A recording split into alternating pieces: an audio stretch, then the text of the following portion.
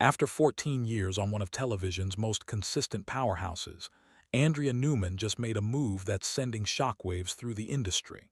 She's stepping down as showrunner of Chicago Fire, and while the announcement came with gracious words and professional praise, this kind of leadership transition on a show, this massive always signals something deeper happening behind the scenes.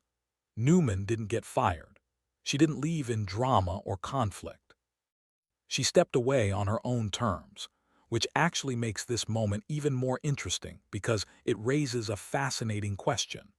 Why would someone voluntarily walk away from one of the most prestigious positions in television, especially when the show just got renewed and remains the most watched scripted franchise on television? The timing here matters. Chicago Fire isn't a struggling show desperately needing new blood. It's a juggernaut. The entire One Chicago universe, Fire, PD, and Med, dominates the network's lineup. So Newman's departure isn't about a sinking ship or creative exhaustion with a failing project. This is something else entirely. And that's exactly what makes this story so compelling. Andrea Newman's connection to Chicago Fire runs deeper than most showrunners' relationships with their shows.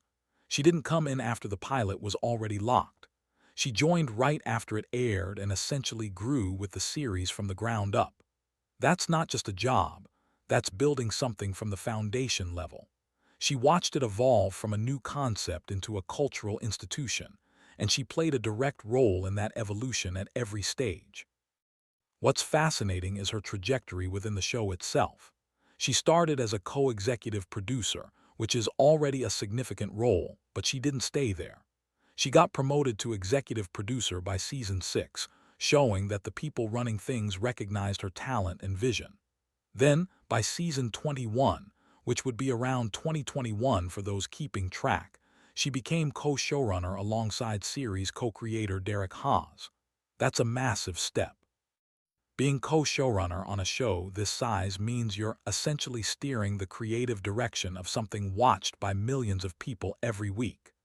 2 years later, she took full control as sole showrunner for the 2023 season onward.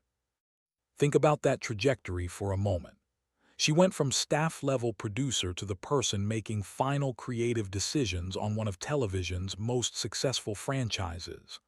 That's not a common path, and it speaks volumes about her capabilities and the trust people had in her vision. But here's where things get interesting. Newman spent exactly 3 seasons as sole showrunner, seasons 12, 13, and 14. 3 years might not sound like a long time, but in television, that's enough time to leave a serious mark on a show's creative direction, its tone, its storytelling approach, and the relationships between characters that viewers care about. 3 years of making decisions about storylines, character arcs, which relationships get developed, which conflicts get resolved, which new tensions get introduced. That's meaningful creative control. During those 3 years, the show remained critically solid and commercially successful. The ratings stayed strong. The cast seemed invested. The stories apparently resonated with audiences enough to keep them coming back week after week. So from the outside looking in, everything appeared to be running smoothly. The show was healthy. The audience was engaged. So when someone steps away from that kind of position, when they're not being pushed out but actively choosing to leave, it usually means one of a few things. Maybe they accomplished what they set out to do and felt like the right moment to move on. Maybe the creative well started to feel a little dry and they wanted to pursue something different. Maybe there's an opportunity elsewhere that felt too good to pass up. Or maybe, just maybe, they simply hit a natural endpoint where they felt the show was in good hands to move forward without them. Newman's own statement hints at this last possibility. And here's what she said about it. In her official statement, Newman didn't just say goodbye politely. She actually revealed something meaningful about what this experience meant to her personally. She described working at Chicago Fire as the highlight of my career. That's not throwaway language. That's someone genuinely expressing that this job, this show, this team, they represented the peak of what she's accomplished professionally. But then she added something equally important. She mentioned being inspired to get into TV writing because of Dick Wolf. Dick Wolf is the creator behind the entire Wolf Entertainment empire, not just Chicago Fire, but the original Law and Order franchise and everything that came after. So Newman came up in this industry inspired by Wolf's work, and then she got the opportunity to actually work with him directly on one of his flagship shows. She worked with Peter Jankowski, Rebecca McGill, and Anastasia Puglisi, all major players in the Wolf Entertainment operation. And she worked with Derek Haas, the co-creator of the show itself. That's not just a job. That's a dream fulfilled. That's getting to work with the people who inspired you to pursue this career in the first place. She also made a point of saying that after 14 years, the cast and crew had become family. That language, family, keeps appearing in these kinds of statements, and people sometimes dismiss it as generic Hollywood speak. But when you spend 14 years with the same group of people, seeing them multiple times a week, collaborating on hundreds of hours of content, celebrating victories together, and navigating challenges together, that actually does become a familial bond. The relationships are real. So what does it mean when someone walks away from their family? Here's something most people don't think about when a showrunner leaves a series. Television is exhausting in ways that are almost impossible to describe to people who haven't worked in it. A showrunner isn't just writing a few episodes. They're overseeing everything: writing, producing, managing cast relationships, dealing with network notes, making creative decisions on the fly when things don't work as planned, managing budgets, problem-solving when production issues arise, mentoring younger writers, and maintaining the vision for the show across every single episode. For a drama series, that means potentially being involved in the creative process for roughly 20 to 22 hours of television per year. Multiply that by the number of years Newman spent in this role, and you're looking at someone who dedicated an enormous portion of her life to keeping this show's creative engine running. After 3 years as sole showrunner, with 14 years on the show overall, it's entirely plausible that Newman simply felt like she'd taken the show as far as she wanted to take it. Maybe she felt like she'd accomplished her creative goals. Maybe she'd told the stories she most wanted to tell. Maybe she wanted to move on to a new project where she could bring fresh energy and perspective. It's also worth noting that staying on a show too long as showrunner can sometimes lead to creative stagnation. Bringing in new leadership can actually reinvigorate a series and push it in directions the previous showrunner might not have explored. So Newman's departure might actually be the healthiest thing for Chicago Fire's long-term sustainability. Which brings us to the person who's stepping in to replace her. Victor Taryn didn't come from the traditional television pipeline. He wasn't a staff writer on multiple shows, climbing the ladder through the conventional route.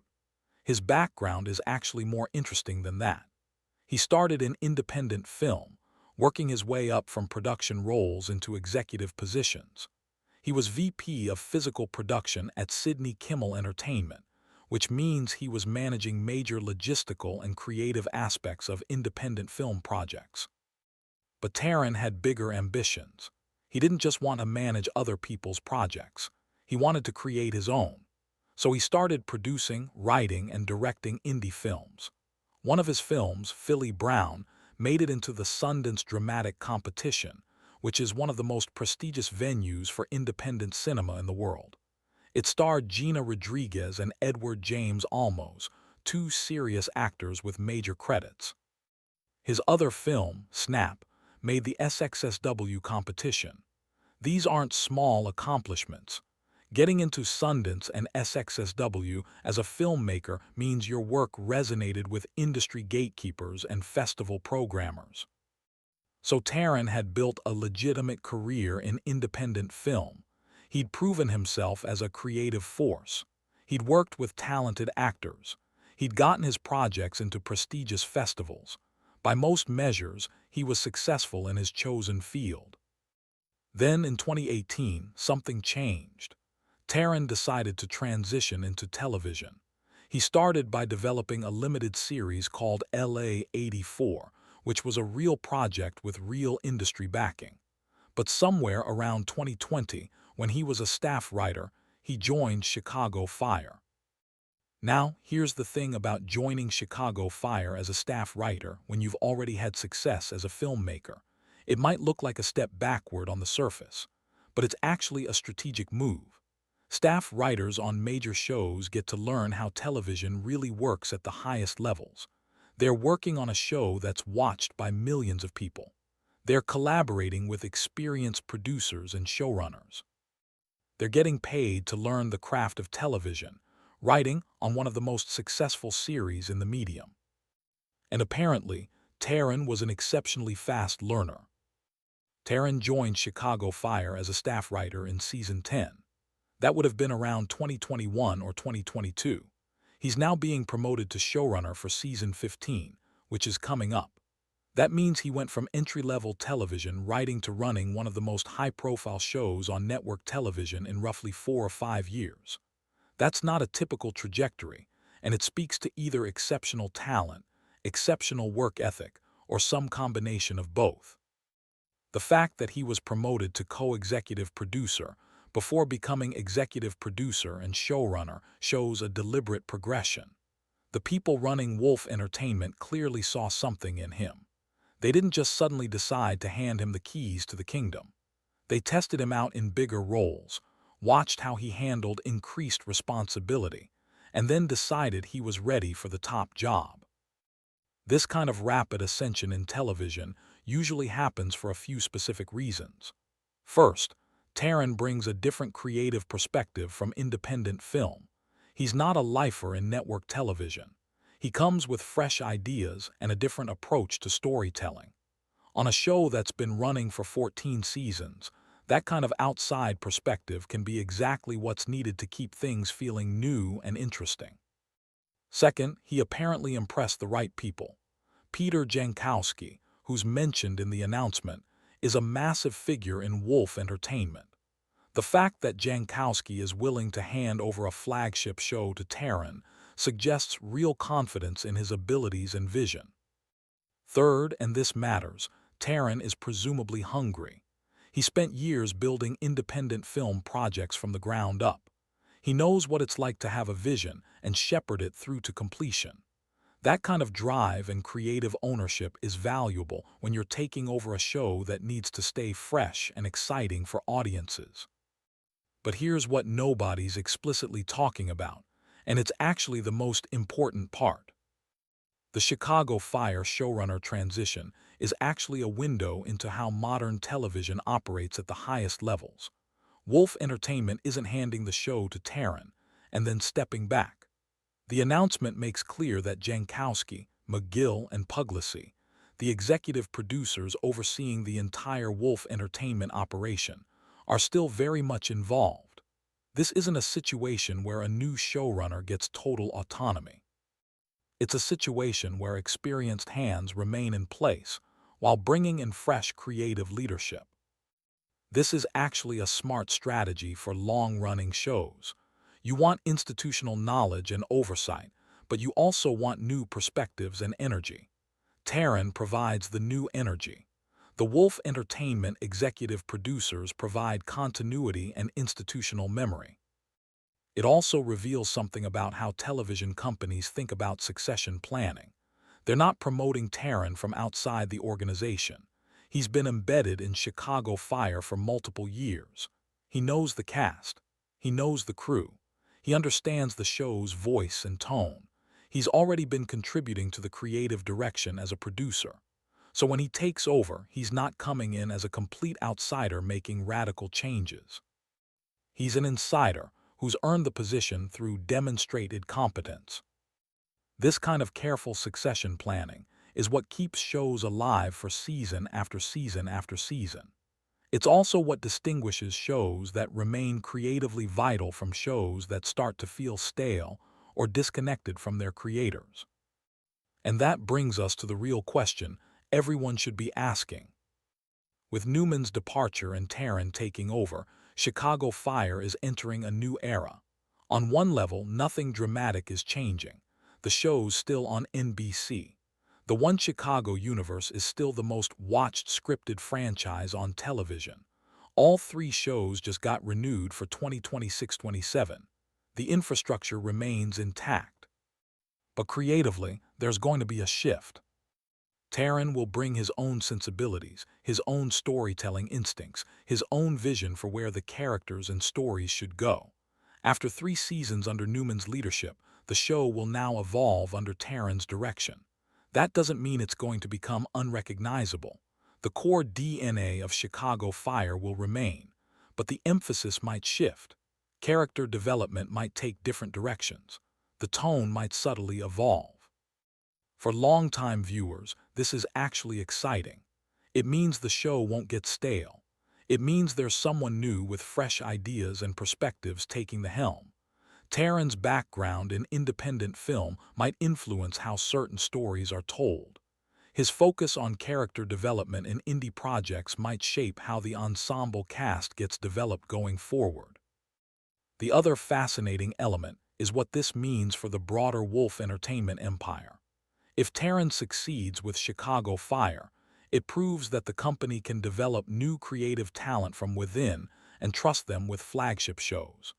That's a powerful precedent. It suggests that other shows in the Wolf universe might see similar transitions in the coming years, with newer talent getting opportunities to lead major series. But there's one more layer to this story that ties everything together. Andrea Newman spent 14 years building Chicago Fire into what it is today. She was there from the earliest days, contributed to its growth, and then spent the last 3 years steering its creative direction as sole showrunner. That's a monumental contribution to television. When she steps away, she's not leaving behind a struggling show or a ship taking on water. She's leaving behind a series that's healthy, successful, and positioned to continue for potentially many more seasons. That's actually the mark of successful creative leadership, not holding on to power indefinitely, but building something strong enough that it can continue and thrive without you. Newman's legacy isn't just in the episodes she wrote or the decisions she made. It's in the institutional knowledge and creative foundation she helped establish. Taron is stepping into a show that's been built on a strong foundation, which means he can focus on evolution rather than renovation. For viewers, this transition means Chicago Fire will likely feel familiar but also fresh. The characters they love will still be there. The tone and spirit of the show will remain recognizable, but there will be new energy, new ideas, and new creative directions that weren't possible under the previous regime. For the television industry, this is a case study in how to do succession planning right. Newman leaves on good terms, celebrated for her contributions. Taron gets an opportunity to lead one of the most prominent shows on television. Wolf Entertainment gets to continue its reign as the most successful production company in the business, and audiences get to continue watching a show they presumably love, just with new creative voices guiding its direction.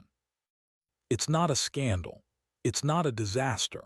It's not even particularly dramatic in the traditional sense. But it's a fascinating glimpse into how the machinery of television works at the highest levels, how talent gets developed, how transitions happen, how legacy gets handed down, and how shows continue to evolve while maintaining their essential character. Newman's decision to step away after 14 years and 3 seasons as showrunner wasn't about leaving a sinking ship. It was about reaching a natural endpoint and passing the torch to someone she, and the organization clearly believed, was ready for the responsibility. And that, ultimately, is a sign of a healthy creative environment and a strong organization. If you found this breakdown of the Chicago Fire transition fascinating, the way these industry shifts actually work behind the scenes, definitely hit that like button. It helps the channel reach more people who are interested in understanding the real stories behind television's biggest shows.